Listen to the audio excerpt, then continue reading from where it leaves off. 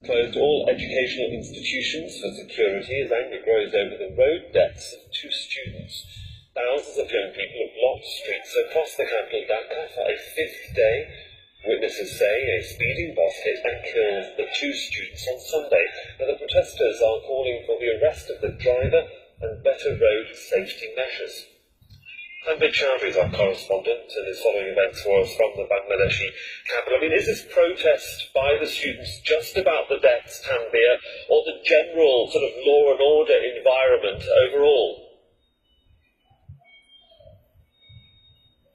I think it's an overall frustration. I mean, we have seen protests by the students over quota reform. That has not been accepted by the government. Many of the students were beaten up by the government party students. This is a very unprecedented, because you can see students as young as 9 years, 10 years old in the streets. Average age probably would be around 13 to 18 years old or 21 years old, college students from high school, junior high. Even their parents are on the field. Some of the areas in Dhaka that formed a human chain, and guardians are putting support for the students. They want reform in the road safety. Bangladesh has a notorious road safety record. Pedestrians, just last year 4,000 pedestrians were killed. You can see old cars, trucks and buses without proper license, even headlights in some cases, still fly on the road in the evening. They want some sort of major reform in the transportation system. They want punishment for those who drive buses and trucks without license. Some cases you can see drivers as young as 12 years, 14 years old riding public buses without license.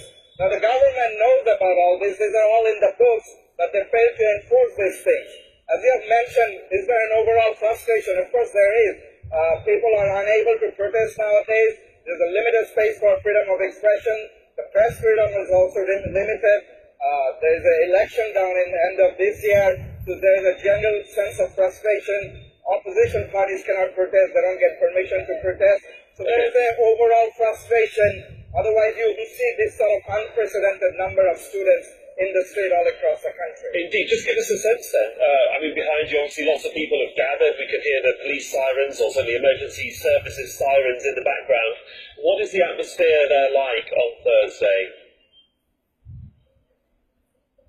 Okay, I'm in a place, this place is called Farmgate. It's one of the busiest intersections in the city. You don't see as much traffic. Behind me, a bunch of students have gathered.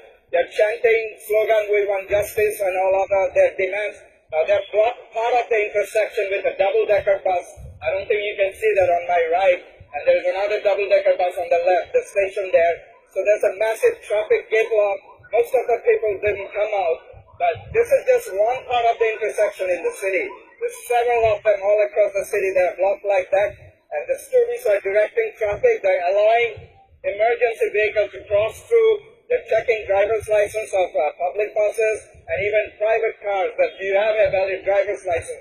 Why aren't you wearing seatbelt? You know, they're taking over the streets, you know, literally. And this movement probably will continue until most of the demands are not met. And there's going to be probably a political fallout, if not anything out of this, Okay. on the road. We shall see what happens as the day progresses. For the moment, Tanvir, thank you.